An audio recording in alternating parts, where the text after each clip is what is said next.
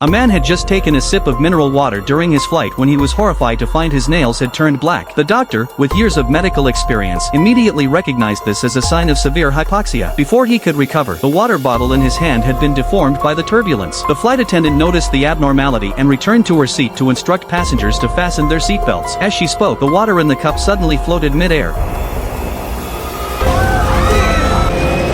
causing the plane to jolt violently. Passengers clung desperately to seat armrests, but the turbulence persisted. In an instant, the glass shattered and cabin pressure began dropping. The pilot immediately put on an oxygen mask, which detached from other passengers' masks. Everyone hurriedly secured theirs before the plane stabilized. The pilot explained that a storm had compromised the airlock, and they had lowered the altitude to prevent further disaster, easing everyone's tension. However, the plane soon experienced another violent jolt. Worse still, a man who appeared suffocated suddenly reached into his mouth and spat out a pool of black blood. When the flight attendant checked for a doctor, the man stepped forward. He described his symptoms, but the paramedic only wanted to extract blood. As he begged for help, he convulsed uncontrollably and exhibited strange behavior. The man was transferred to the aisle for emergency treatment, but his life couldn't be saved. Later, the man returned to his seat while the captain placed his body in the second-floor cabin, intending to handle it after landing. Yet strange events continued to follow. A short-haired woman saw a strange figure on her computer screen, turned to check, but found nothing. She thought it was an illusion, but she wasn't alone. A long-haired male passenger, after using the restroom,